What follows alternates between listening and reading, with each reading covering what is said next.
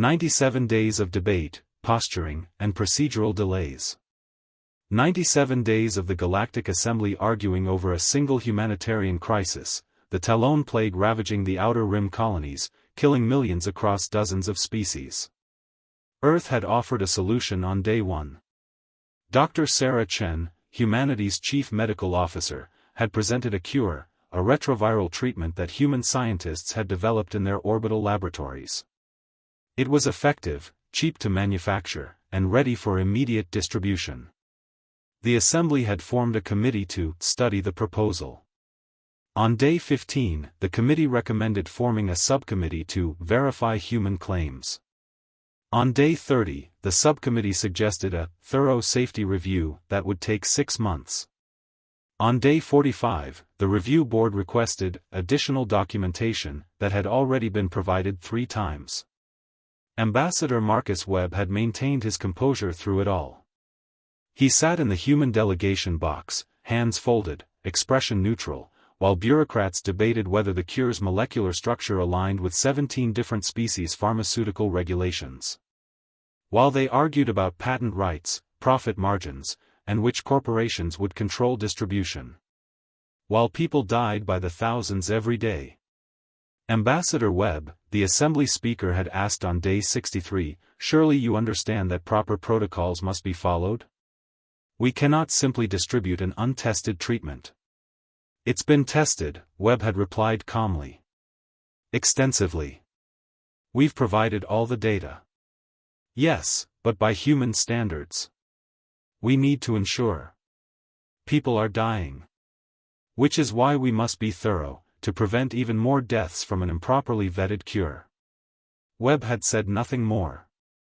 He'd simply returned to his seat and waited. On day 89, the Zalthari delegation had proposed yet another delay, this time to negotiate manufacturing rights. They wanted exclusive contracts for their pharmaceutical conglomerates before any cure was distributed. The death toll had reached 4 million. That's when Ambassador Webb stood up. He didn't ask for recognition. He didn't wait for the speaker to acknowledge him. He simply walked to the center of the assembly floor, and something in his movement made every representative fall silent. "I tried," Webb said quietly. His voice carried in the sudden stillness. "For 97 days, I followed your rules. I submitted to your committees. I answered your questions. I provided your documentation. I waited." He pulled out a small data pad. "This is a message I received this morning from my government. Effective immediately, Earth is withdrawing from the Galactic Assembly." Shocked murmurs rippled through the chamber. "Furthermore," Webb continued, his voice growing harder, "the human cure for the Talon plague is being distributed as we speak. Free of charge. To everyone who needs it. Without permission. Without patents. Without committees." The Zalthari representative shot to his feet.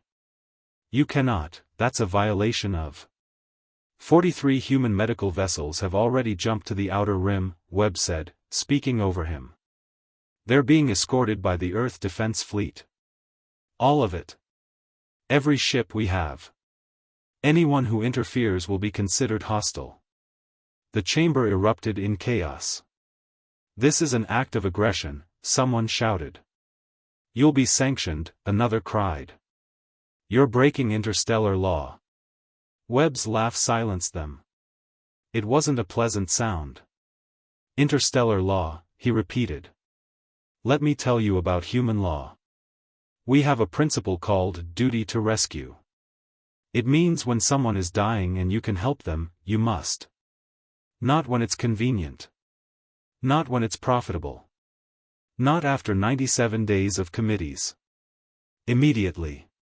He looked around the chamber, making eye contact with representatives from dozens of species.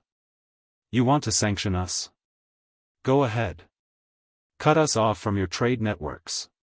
Ban our ships from your stations. We don't care anymore." His voice dropped to something cold and final. "We'll save those people with or without you. We'll do it alone if we have to. We've been alone before. The speaker tried to restore order. "Ambassador, if you'll just—" "I'm not your ambassador anymore," Webb interrupted.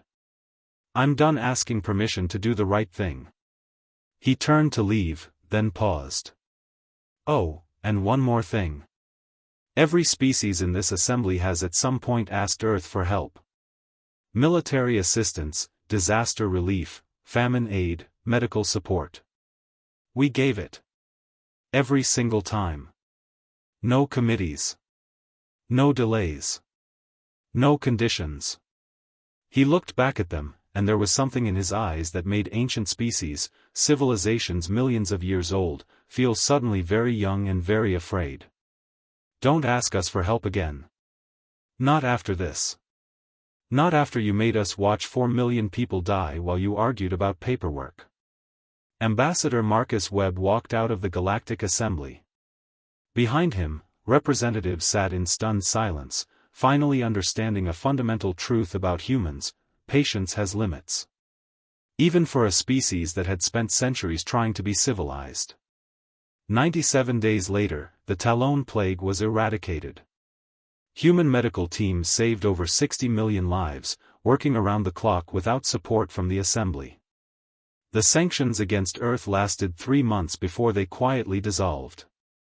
No one wanted to admit why, because the next time there was a crisis, they knew they'd need humanity's help. And they weren't sure humans would answer anymore. The moment Ambassador Webb walked out became known as the breaking point. Every species studied it. History students watched recordings of his speech. Military academies analyzed Earth's response.